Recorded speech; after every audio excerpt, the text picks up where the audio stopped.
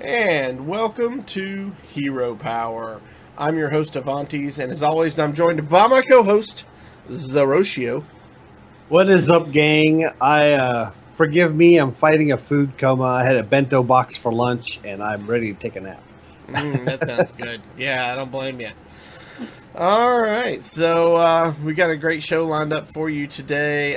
Not actually a whole lot of news to talk about, just an argument Zeroshio and I need to settle on the show, and then then we're gonna play some Mecha'thun Quest Druid. Sounds interesting and a lot of fun, so I look forward to checking out that deck. But let's just jump right into it. This is hot. This is hot topic. I think we're going to be one of the first, if not the first, podcast to talk about this because this news broke yesterday. But everybody on Twitter was talking about it. That's for sure. And so Grandmasters yesterday. Seiko was playing during his week 4 showing, and he made a pretty major misplay during his game. It was a series defining, not a game defining, a series defining. This is game 3, a pivotal point where all he has to do is banker his Shirvala. Yep. He could draw into it to heal enough to last one turn to win the game. Win the series.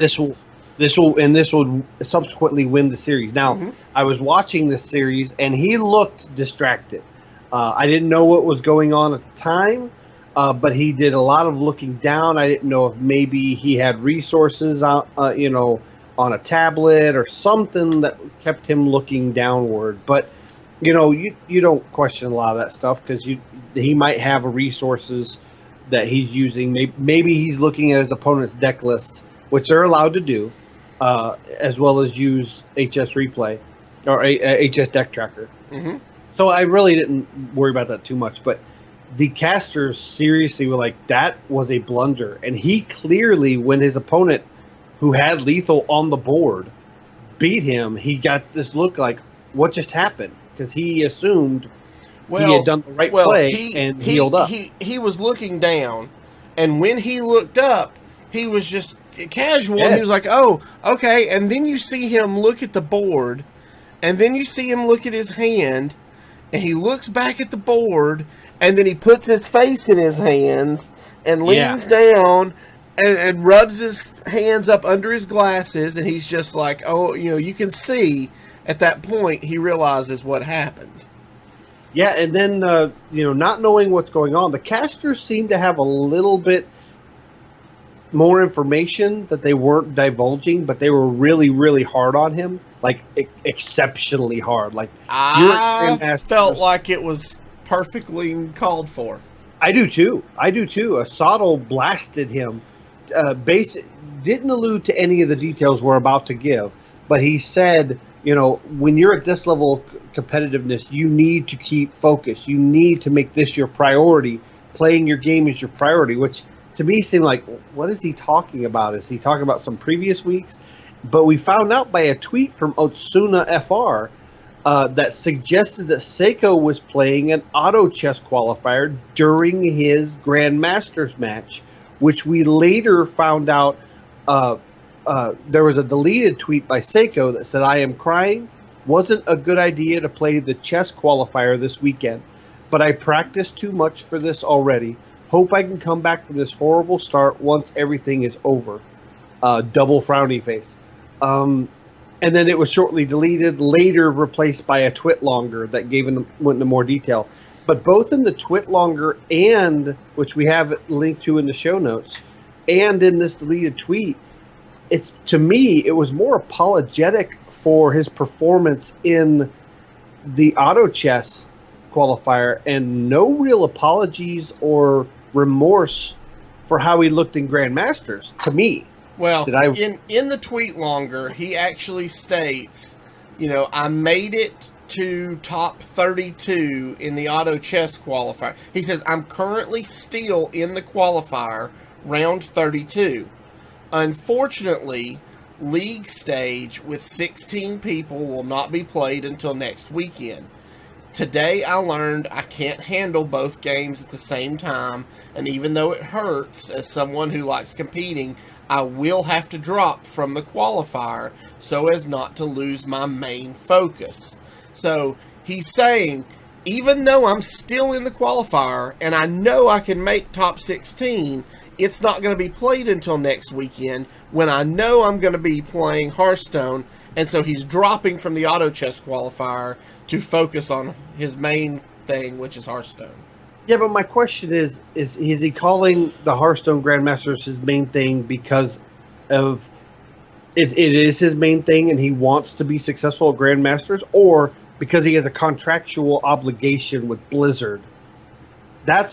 I'm getting more that it's the latter, that he's only doing it because he's contractually obligated to do it. Exactly, which makes me wonder, the commitment level of some of these Grandmasters players, because we've seen, especially I would be careful. I wouldn't say Grandmasters players. I would say Seiko and maybe one or two, because a lot of these guys put their heart and soul into this. I by no means am labeling all the Grandmasters players. I am saying there are a few, and so far, and this has been called out by some of the casters, they have been in the European region. They're making some misplays. They obviously haven't done enough practice with cards like Zephyrus and some of these scenarios that are in Grandmasters, that they're making some obvious misplays that the casters are catching. And if the casters are catching them, then they're clearly levels of misplays that they shouldn't be making. So I just wonder how serious these Grandmasters, some of them, especially Seiko, is taking Grandmasters, and if that's a fault of the players, or as I'd like to discuss later after we go over some of these details, maybe it's a fault of the system. Yeah, no, I agree. And on that, talking about the system itself, InvenGlobal.com released an article yesterday where they actually, talk more about the situation itself, and they actually kind of piece together all these different quotes and responses from different players. And in there, they actually have the response from Seiko, however you pronounce it, and he actually mentions that he talked to HS Hearthstone Esports and asked them, would it be okay,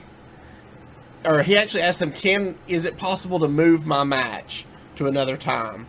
And if it is, great. If it's not, would it be okay for me to play in this auto chess qualifier at the same time? And he said their response was, and I quote, "Sounds like it would be pretty challenging, but if anyone could do it, it's probably you." So, I mean, which is not a yes, it's not a no. Basically, what it's saying, what I got from Blizzard's response, is that it's not against the rules for him to do this. But if he feels he can do it, do it. But at the same time, if there's any consequences for him, doing this, they're on him. I don't think Blizzard is telling him no or yes necessarily. They're saying he's allowed to. But at the same time, they basically gave him the green light to do it. It's his responsibility, and obviously he learned that it's something that he can't do. Yeah, well, let's talk about that, because HS Esports has specific rules for these players. They're not allowed to do their own personal streams during times when any region of Grandmasters is being played. Is that correct? Or is it only their region? It's only their region. Okay. So when America's is going on, Tice actually does stream, and Okay. that is perfectly okay. But when your European region is going and Tice doesn't have a match that day or that time slot, he cannot stream during that time. And the reason is they don't want to pull viewership away from Grandmasters by having, what if Toss has 15,000 people watching him and Grandmasters only has 8? And that's partially it. To me, it's kind of like, telling a workplace, telling somebody you can't come in and socialize with people at work while you're off the clock. I mean, that's not the way I view it. The way I view it is your workplace coming in and saying, hey, we don't want you working on job B while you're on our hours. Well, yeah, same thing. And I mean, why would they allow them to participate in auto chess while they should be focused on Hearthstone? That, to me, is exactly that situation. You're working on job B while we're paying you to do job A, and why are we paying you to do their stuff? That's true. I mean, that is a valid argument. But at the same time, Blizzard Esports probably understands, even if they tell him no, he could do it without anybody even knowing. I mean, not very well, because he was looking down the whole time. Obviously, performance-wise, he's going to suffer, and that's the part that kind of bothers me the most, is because his performance clearly suffered, and as a result, our viewer experience suffered. Oh yeah, absolutely. So, and I believe he understands that now. Now, what he does with that information, we'll see. Blizzard Esports did make a statement. Next week, Seiko must be present and play his match or be subject to the rules of missing a match. So, now, it doesn't say that he can't still compete in his auto chess in his lap. That's... Mm-hmm. So, I mean, I'm sure the same ruling they did before, but now it's on him. And he understands the consequences. And not only is he, his performance at Grandmaster suffered, but now his image as a competitive Hearthstone player has suffered. His fans are going to think twice, and they're going to watch he won't be able to look down, to check his belly button lint without people thinking he's playing Hearthstone or playing auto chess while he's playing in the Hearthstone Grandmaster. So he now has to be very cognitive of his actions and what he does, and it might affect his play. So he can't look at his phone whenever he gets a tweet or anything. He's going to have to turn off completely, which might improve his play. The thing that really... Seiko currently is 2-6 with only Phenomeno, which is 0-7 between him and relegation. And I guess my question, the discussion I want to have on this is, does he feel with a 2-game buffer, does he just feel safe since he's not immediately facing relegation, and as long as Phenomeno keeps playing, he plays just as well as Phenomeno from now on, that he won't be relegated? And this kind of brought me up to Amnesiac made a comment that he was at one point facing relegation and as such subsequently pulled himself out of that. He says a lot of these players, Grandmaster players, what he was referring to, are just focused on not being relegated and not making the playoffs. Mm-hmm. That's not me. I am not satisfied just not being relegated. And I'm wondering how many of the players that he's referring to fall in that category, where as long as they're not being relegated and they're going to get a paycheck next season, they don't care whether they make playoffs or not. So is the relegation system enough to have pro Hearthstone players take GM seriously? And from the evidence of Seiko, I say it's not. What do you think? I'm sorry, I was playing auto chess on my phone. Oh, no. I agree that I do think I do feel like relegation should be enough, but I want to see so people like Seiko who are wanting to divide their attention, maybe they need to use that as their out. If that's what they want to do and they don't want to play Hearthstone, they'd rather play auto chess, there's their chance. Just get yourself relegated and then go play auto chess if that's what you want to do. Yeah, but I don't think we are as fans are invested in this. Yes. And in the players. And if the player's not interested, why should we care whether that player stays in Grandmasters or not?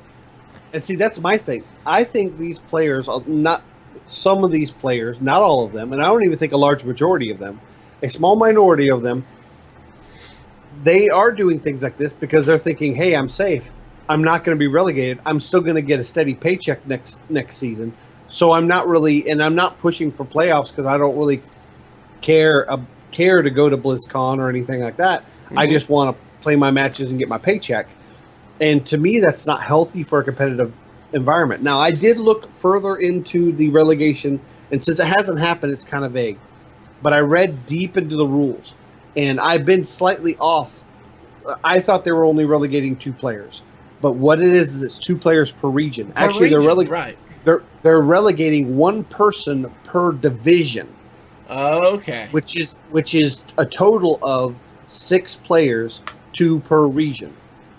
So whoever's on the bottom of that stack in that specific division, even if there's somebody below him in one of the other divisions, they're going to get relegated and replaced with the person who has the highest cash earnings from HS Esports. Mm-hmm. So through the master system.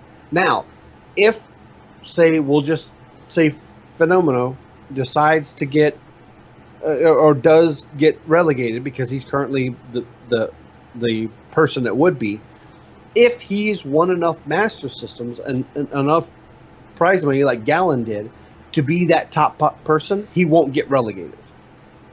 Okay. So they can save themselves by competing in these cups and in the Masters Tour. And you see some of the Grandmasters doing that, but a lot of them aren't because they're not facing relegation. And to me, that just lowers the competitive integrity. What I would like to see, and this may be considered harsh, I would like to see, right now they have the top 4 in each division go to playoffs to decide who goes to BlizzCon. Anybody who does not qualify for playoffs is on the chopping block for relegation. That's half of each division. Now, if you've competed in the Masters Tour and you are in that top echelon of money earners to possibly be promoted into relegation slot, then yes, you don't get relegated, which is going to promote these Grandmaster players to compete in the Masters Tour. Because if they don't make playoffs, then they can at least compete enough in Masters Tour to keep their spot. But if they don't make playoffs and they don't compete in the Masters Tour at a high enough level, they get relegated. Just simple as that. Yeah. This gives us half the field a fresh face every season. It gives a lot of churn. It allows these Masters players to feel as if they can be promoted into Grandmasters, making it more competitive to then get into BlizzCon. That, to me, is the solution to not only make it better for the viewers and also at the same time drive these competitive Grandmaster players to want to compete at a high level.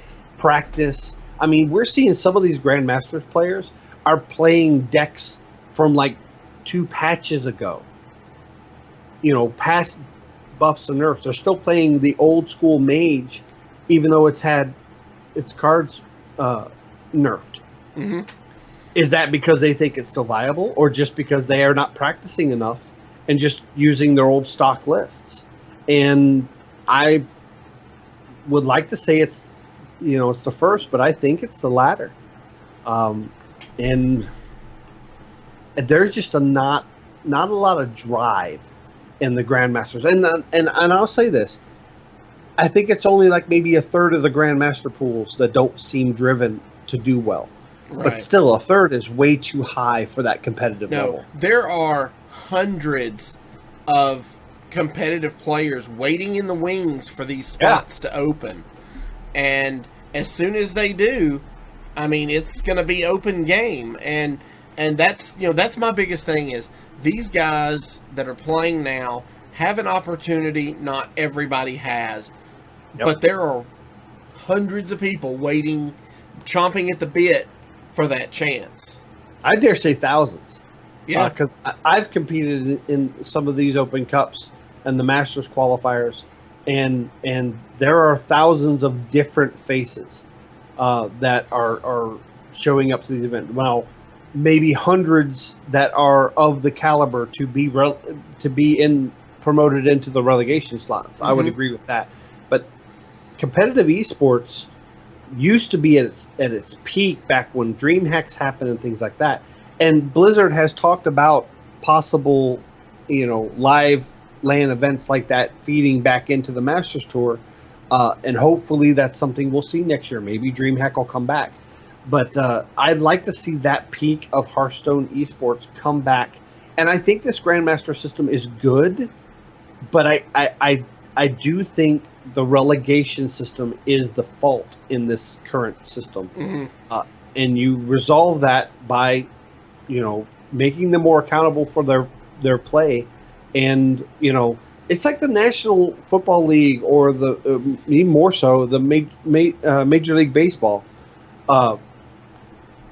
If you aren't up to snuff, you go to minor leagues and they promote somebody up. That's just how it is. Yeah. And that's what it needs to be here. I agree. All right. Well, so that pretty much covers what happened in Grandmasters. All the big news from Grandmasters this week anyway.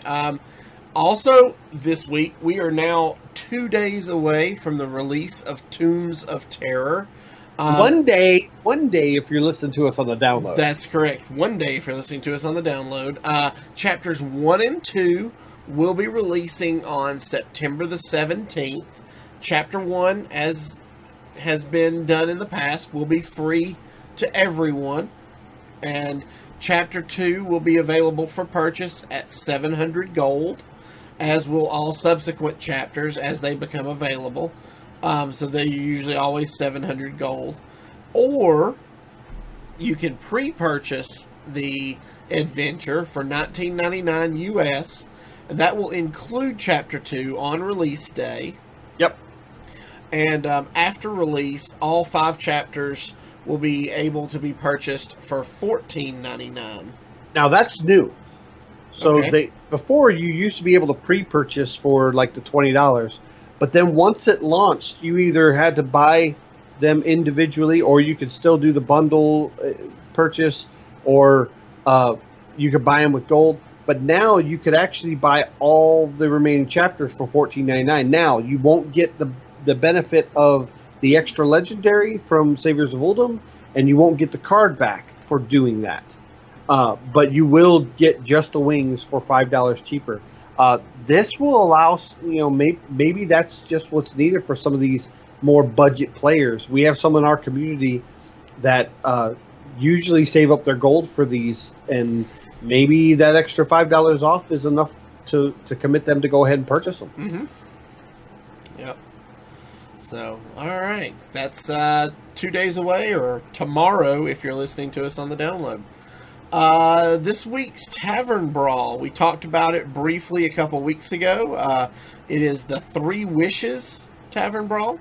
So Zephyrus has blessed you with a random deck and 3 wishes, and no wishing for more wishes. So the way this works is you choose a class, you get a random deck, and you also get a wish, first wish, in your hand. When you play it, it's 0 mana spell. Yeah, it's a 0 mana spell. When you play it, it will then create a second wish card and shuffle it into your deck. And then when you draw it, it's a 0. You play it, you get to choose, and then it will create and shuffle a third wish into your deck. So it's a pretty neat concept. It's a fun system. And if you haven't played it, you should check it out. This is better than I thought they were going to do with it. I thought they were just going to do just like the Discover mechanic.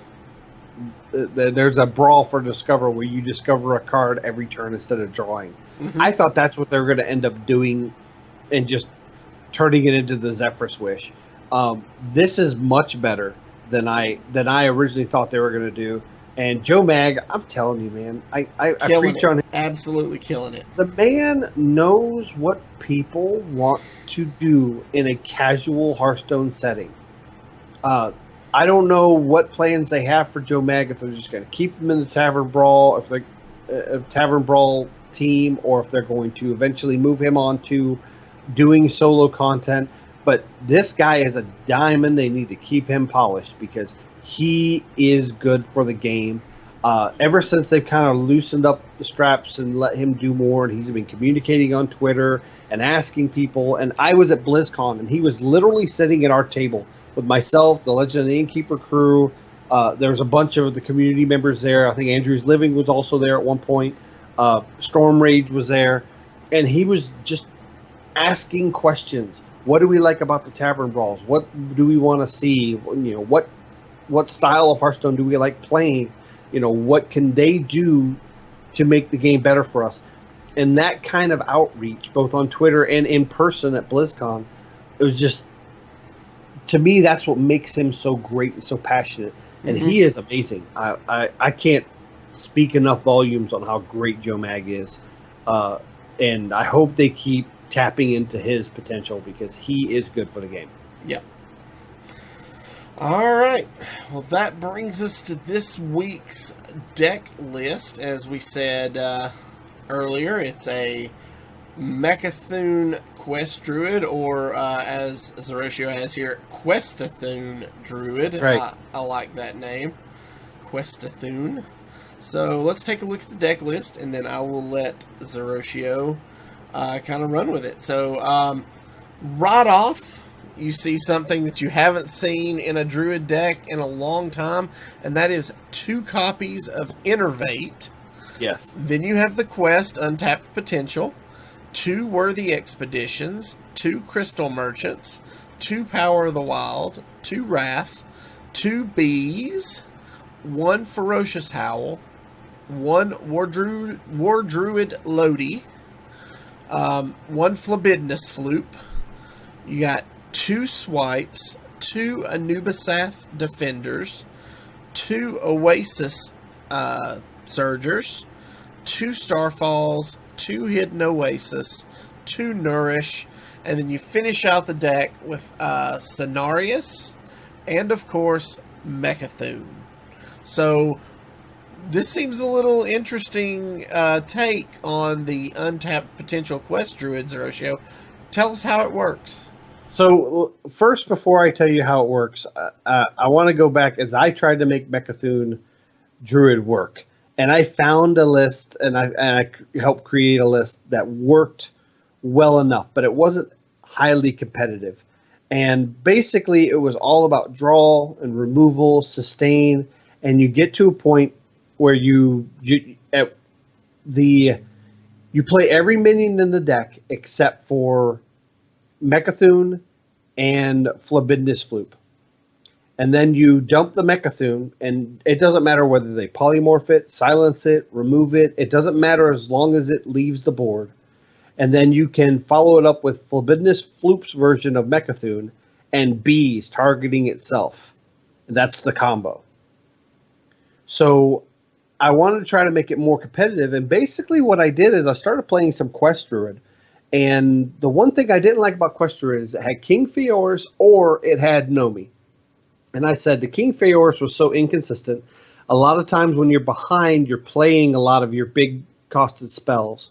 And King Feors gets very little value.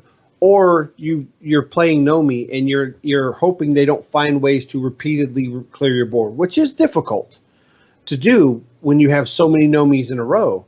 But at the same time, it's like, that's still something my opponent can do to stop me.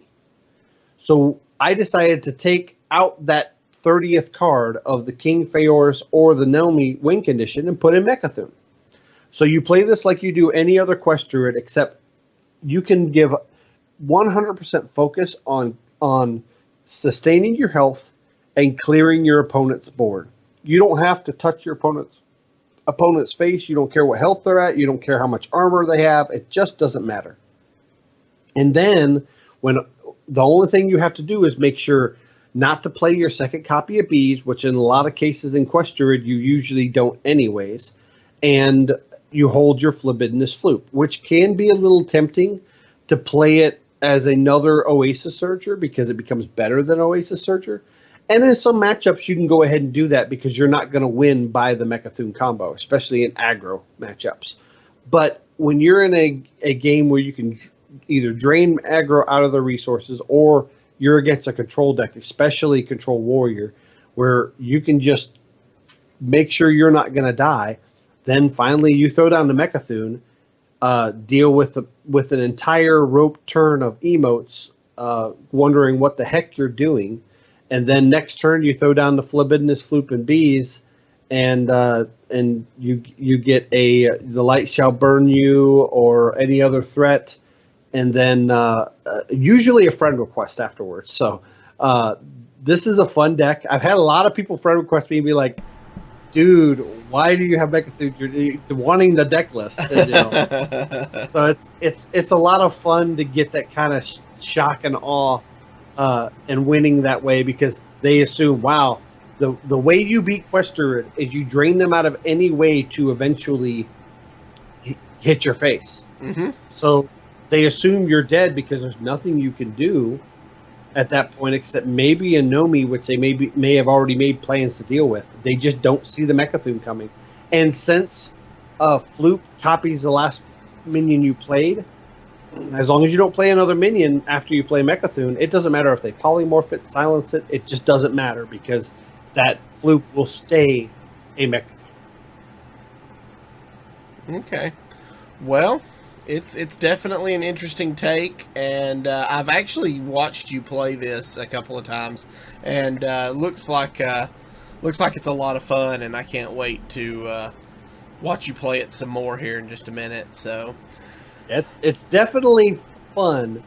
I've got a pretty decent win rate with it, but it runs into the same problems that Quest Druid runs into. You can get burned out really fast, and in those matches you kind of have to just understand you're probably going to lose. Okay. I do have a positive win rate against Quest Shaman, but Quest Shaman can definitely get enough steam to take you out early. Right. All right, well, I'm looking forward to checking out this deck, so if you are joining us on Twitch or YouTube, please stay tuned for the live play portion of our show. If you are listening via the audio podcast, we'd like to thank you for joining us. And remember, you can follow us on Twitter at HeroPower_cast. You can find all of our past episodes on YouTube at youtube.com/ECMMOGamers or on our website at HeroPowerHS.com. If you enjoy the show and you'd like to help support and improve it, you can do that by going to our Patreon at patreon.com/HeroPower. And for as little as $1 a month, you can join our patron-only Discord. We'll see you again next week. And don't forget to use your hero power so that you can complete your quest. Yeah. All right.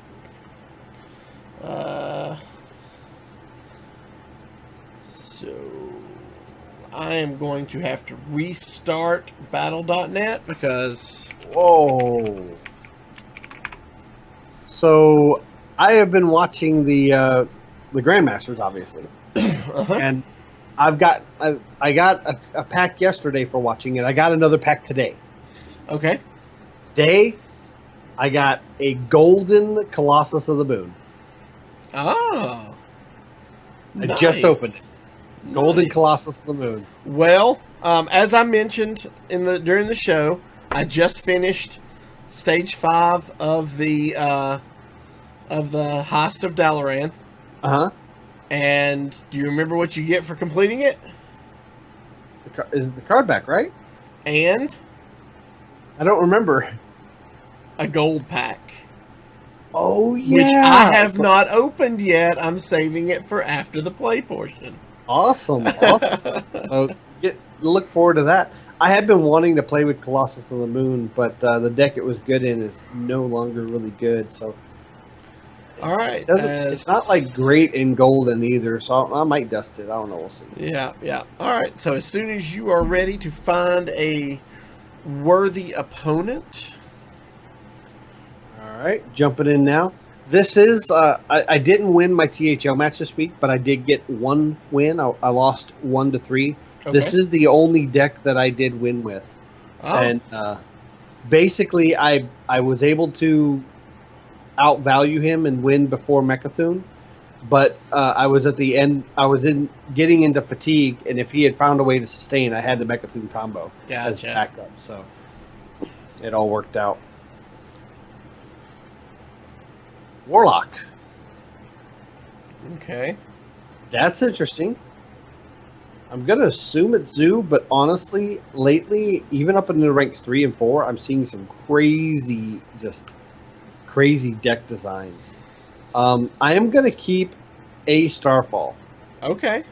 Because if hopefully we can draw into the and if this is maybe a Zoo style, then we can clear the board. Yeah, definitely.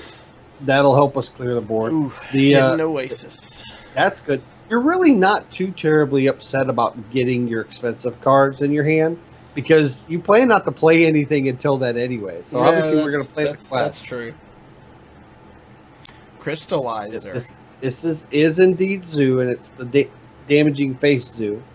So we're just going to pass. I can, yeah. Okay. I would have liked the Innervate last turn to get a head start on the quest, but this will be fine.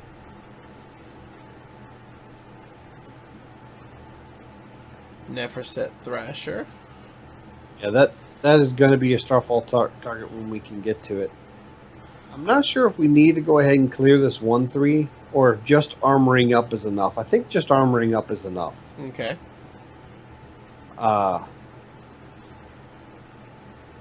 There is a merit to pinging for drawing an Neferset Thrasher so that you could remove the Crystallizer this turn and remove the Neferset next turn.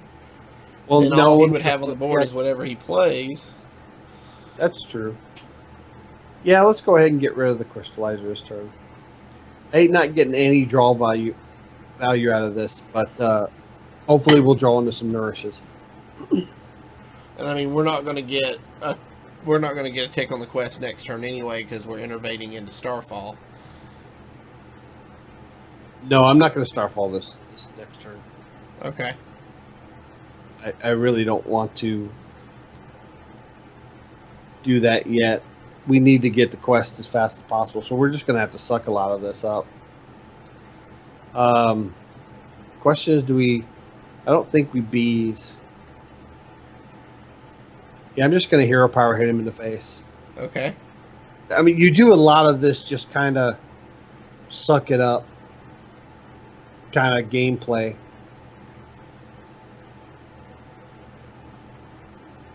Wow. All these 5 health minions in. Yeah, this is tough. This is real tough, actually.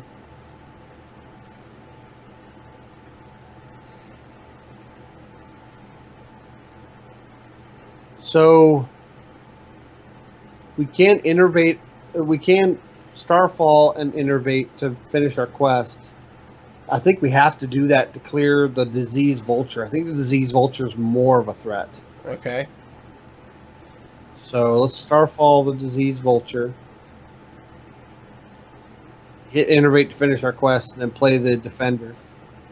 We might be able to live this turn. We'll have Hidden Oasis next turn. He's got...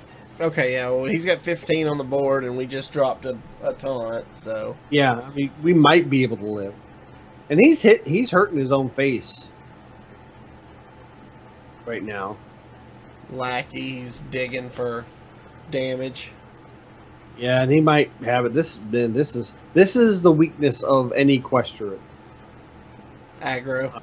Is the hyper aggro. Yeah.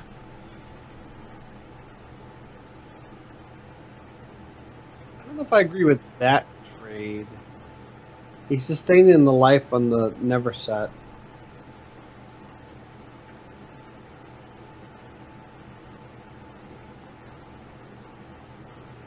So we're gonna Hidden Oasis this turn? Yeah, we have to. I mean, oh my goodness! Nope, we're not, because he's got lethal. Wow, that's actually I was wondering Turn why he was 5 lethal. wow. You know, you got to respect that. I mean, he had the nuts. He had everything. Yeah, Bam, bam, bam, bam. he did. I can't hate on that. No. You can't. You can't hate on that kind of turn or that kind of game. You know, Yeah. you Yeah. just have everything one after another. All right. Moving on to game 2. And right now, Quest Druid is popular, which may be why somebody's playing something like that. This is a little slower. Combo Priest can be a problem. Wall Priest isn't too bad with this deck. I'd love the coin, but I'm not going to get it. I'm going to throw that back to Hidden Oasis. The Crystal Merchant's really going to be helpful for us. Yes, yes. 2 games in a row and no coin. When you get the coin, it's so good. Oh, that's nice. So this will allow us to do something next expedition. Yeah, this will allow us to do something next turn. Because we wouldn't want a Crystal Merchant because it no benefit to play it on 2. Right. You get no quest progress and you get no card draw. Might as well just play it on 3.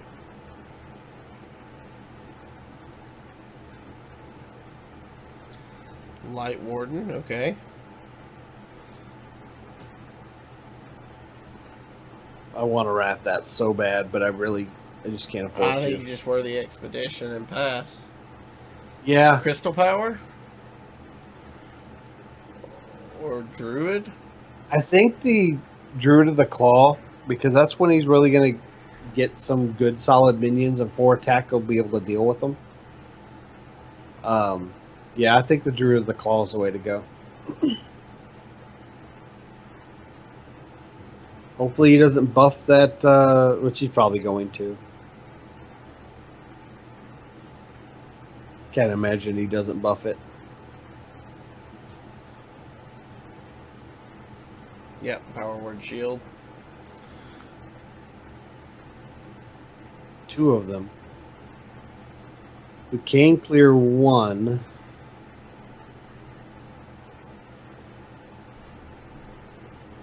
Question is it worth doing? And I'm not sure it actually is. I think we just Crystal Merchant here. Okay. Pass and draw a card. Yeah. We'll be able to draw a card and get the second tick on our quest. Bees that's a good draw. Yep. We can deal with one of those with bees next turn. This is where you do a lot of sustaining where you don't hit their face. He's fixing to start drawing. He'll need a Circle of Healing. And that's actually fine because he decided to trade with it instead. Oh, he's just going to heal. So Beast deals with the big one. And he's wasted an Inner Fire. Yeah.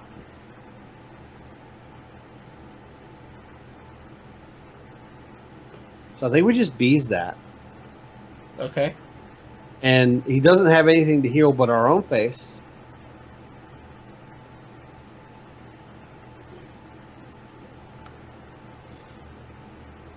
Okay, we're in a manageable spot. We can rat that down next turn unless he gives it a bunch of extra health. Pyromancer. Gonna go off. Power Word Shield. Then he's Circle gonna of Healing. Circle of Healing. Draw 3.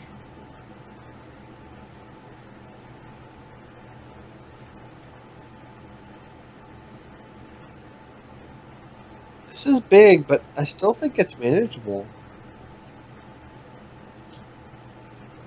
Oh, that's a good top deck. Right into swipe. I'm wondering if swipe's the way to go, though. Well, I mean, you could just Wrath the 9/3. Wrath the 9/3, and then we can wear the Expedition to try to get another tool, and then we will Complete the quest. Complete our quest this turn. Uh-huh. Because we would only be clearing the pyro. And it actually limits the spells he can play if we don't kill it. So yeah, let's Wrath 9/3.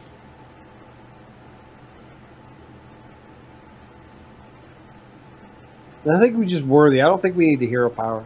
Okay. I mean, we could clear the pyro, but honestly, that's just going to give him draw. But is that enough to stop? Yeah, now that I think about it, I think we want to clear the pyro. Okay. Cut down some of the draw. And we can worthy expedition with the Druid of the Claw next turn, which will be a 4/6 charger. Correct.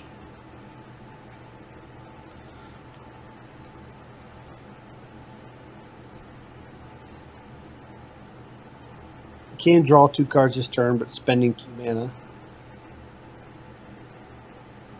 So you play the 2/3 that heals both the full. Yep. It's going to draw him 4. Drawing 4 cards, yeah.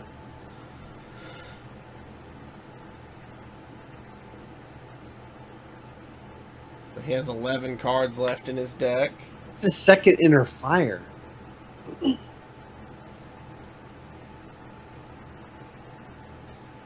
Alright. Time to go to work. The question is, how do we go to work? Do we swipe here? Targeting the 3/3. Probably, yeah.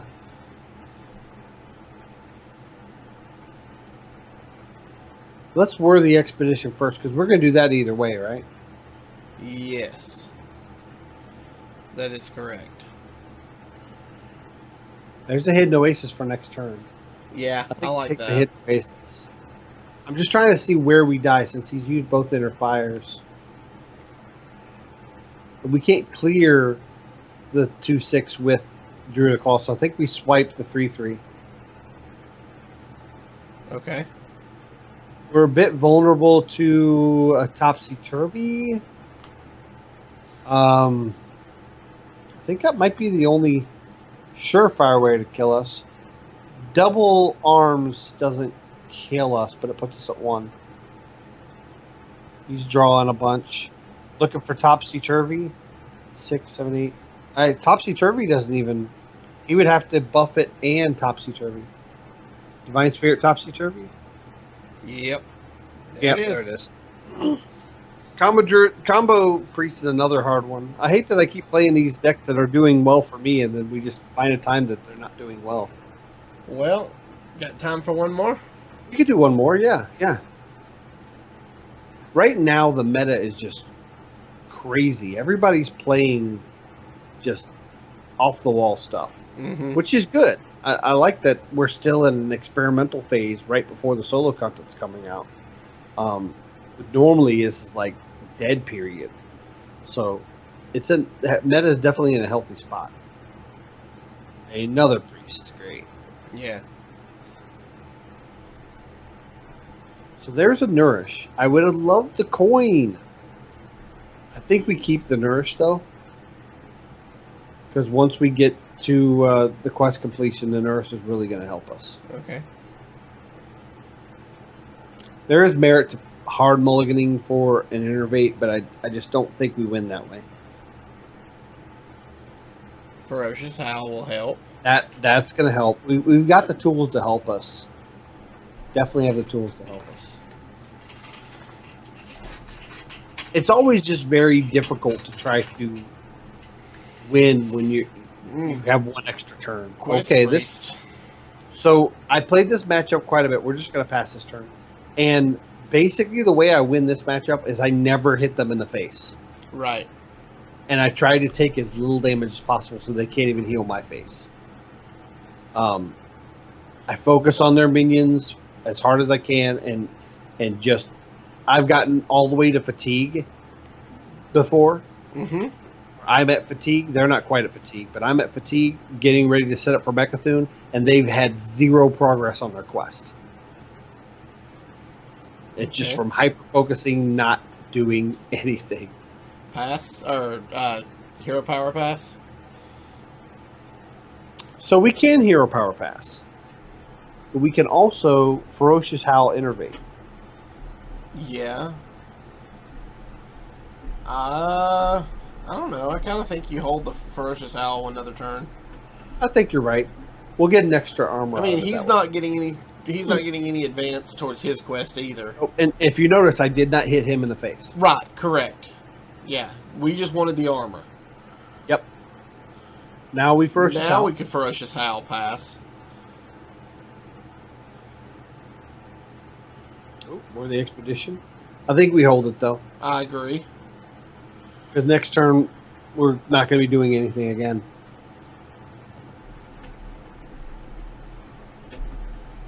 And see, this confuses people because they're like, Druid needs to do face damage to beat me, but we don't. Ooh. So we're the expedition. That's happening. Yep. Ooh. I don't hate the Ancient of War here. Yeah, I don't either. I think that's the best choice. And then let's go ahead and Crystal Merchant. We want to draw. Pass. Or, wait, do we want to hero power innervate now, or do we want to wait? Let's hold the innervate another turn, because then hold on. If we hero power innervate now, that gives us some hand space for Nourish next turn. That's true. That's true. The only way we wouldn't innervate is if we plan to innervate in Ancient of War next turn. I don't think we do. That's kind of what I was thinking there, but no, that works. This completes our quest and puts us right into the Nourish turn. And we drew into a worthy expedition. We're 2 cards ahead in our deck than he is, which is good right now. We do want to.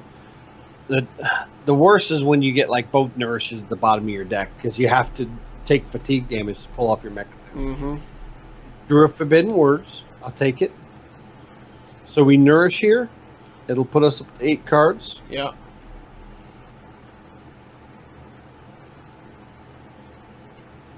All right. I think we just a worthy expedition. I agree. That put us at 9 cards.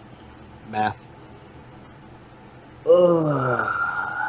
Take the Ancient Allure, or we want to maybe we take the Keeper of the Grove for the silence.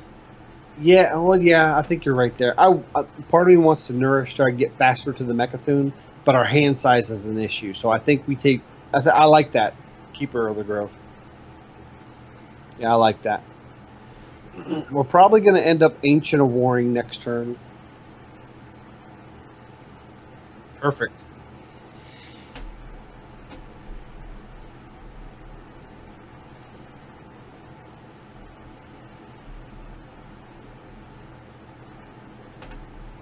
So he's not going to get any heal value if we kill that. What do you think of wrathing that and then following up with Keeper of the Grove on it? Depending what we draw? I mean, yeah, it gets a couple cards out of our hand. Okay, so let's wrath that. And we'll draw a card. We got to swipe. We could just swipe it.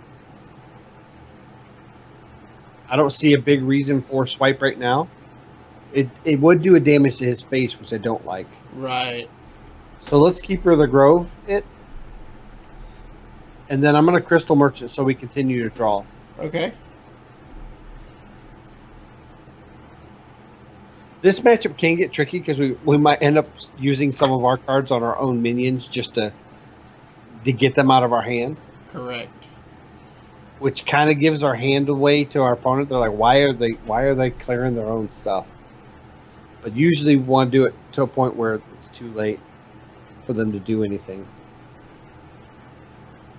So we have to get 2 cards out of our hands. I like Ancient of War into Power of the Wild. What do you think? I like that.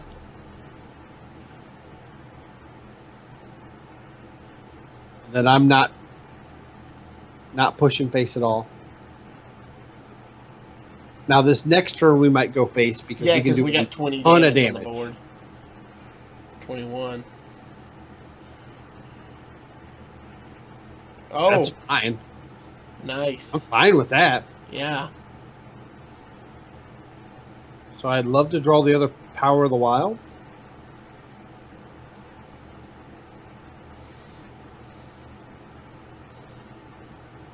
This is fine. So let's again. Wrath it again.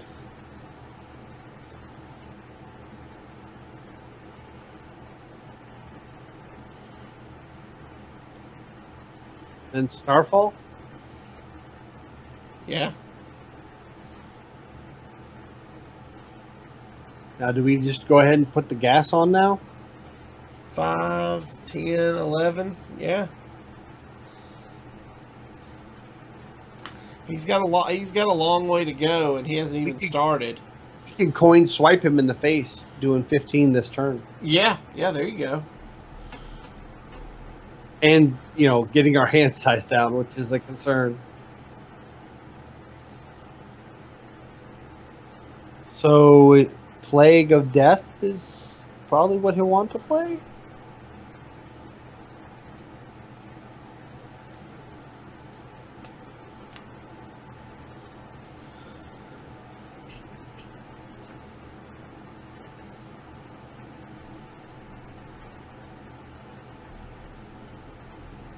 Because we're threatening lethal.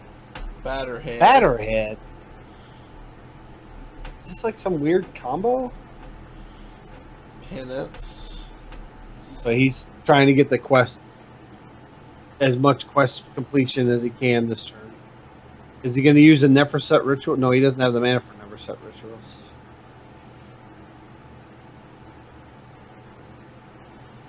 So I like Starfall, Oasis Surger. Oasis Surger into Anubisat Defender. Okay. Give us a solid board. Because he's showing a concern for clearing our board.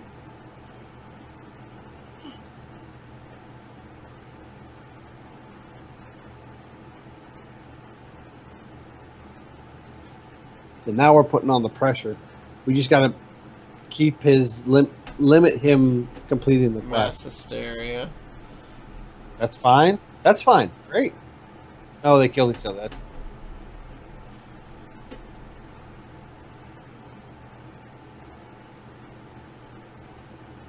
Now that's their second copy of bees, or is that just our first this game? That's our first. Okay. So we're good to play it if we need to. Do we just pop out Cenarius? He can trade and heal. Yeah. I think we clear that with Oasis Surger.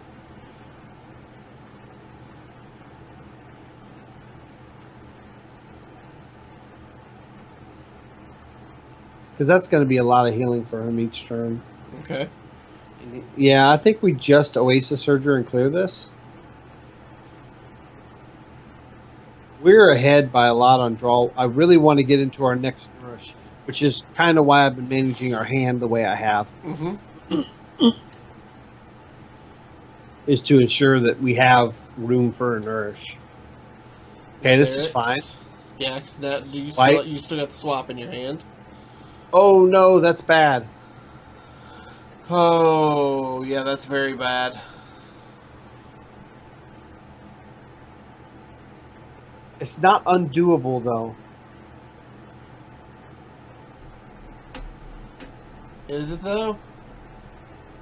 It's not undoable. We might have to change our game plan up.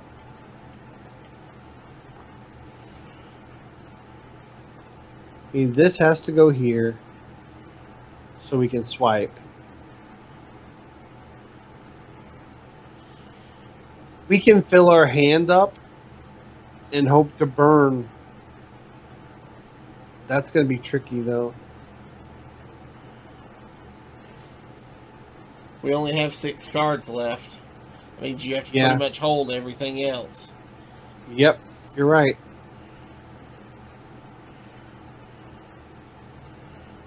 Leave him with 1 minion out.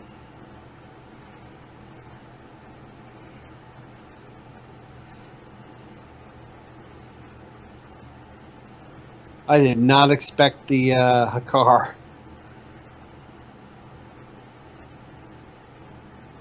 Which means he has a second one in his deck.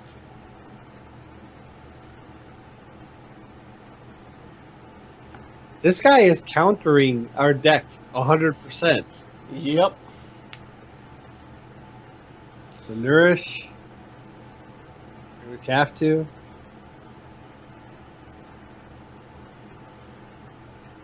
We didn't draw. Oh, we did draw blood.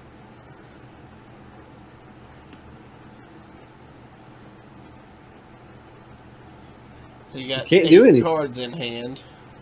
We can't do anything at all. No, we just have to pass. Yeah. We got to get the next 2 cards in our hand and then let the bloods burn and hope he doesn't draw the other car in a state that we have to kill it. This is a pain.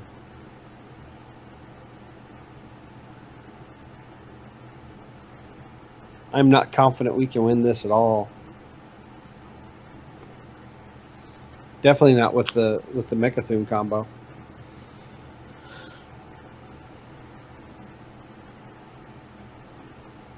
So you can do 11 to us.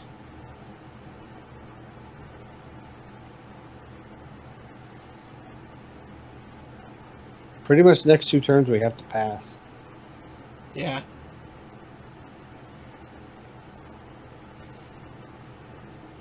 That does it for us.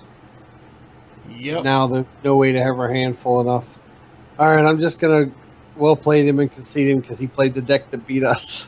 Like straight up beat us. Yep. Wow. That was amazing, actually. This is funny because I don't think a lot of people are playing Mecha'thun decks right now. Yeah. But he's just straight up counter. And he may be countering the normal Quest Druid, which runs Nomis and King Feorses. So, I mean, it's a possibility. All right, let's see what we get. Common. Rare. Legendary! You're such a jerk! Got a guaranteed golden legendary out of Classic. Oh. Millhouse. I think I already have Millhouse. I'm You don't have all the I'm only missing a few legendaries out of Classic. Oh, okay. Hogger. That's pretty. I mean, he makes more cards, so that's Yeah. kind of, the drool. Oh, he's got the. I never see the golden auger. He's drooling. Oh, that's nasty. That's just nasty. Oh, we're gonna print screen that. Nice. Good pack. Yeah, not bad. All right. Well, that's going to wrap it up. If you pre-order the this current Tombs of Terror, I think you also get a golden pack for completing. Really? If I'm not mistaken, I remember seeing that too. Okay. It may be. I don't know if it's normal, heroic. I don't know. I guess we'll see when the rewards come out on Tuesday. Nice. All right. Well, that's going to do it for us this week. If you have any questions or comments about the show, please email us at heropowerpodcast@gmail.com. Hit that subscribe button below on YouTube if you haven't done so already. To give us a follow on Twitch to be alerted when we go live. For more details about our Patreon, make sure you check out patreon.com/heropower. And until next week, good gaming. Bye, guys. Go play auto chess.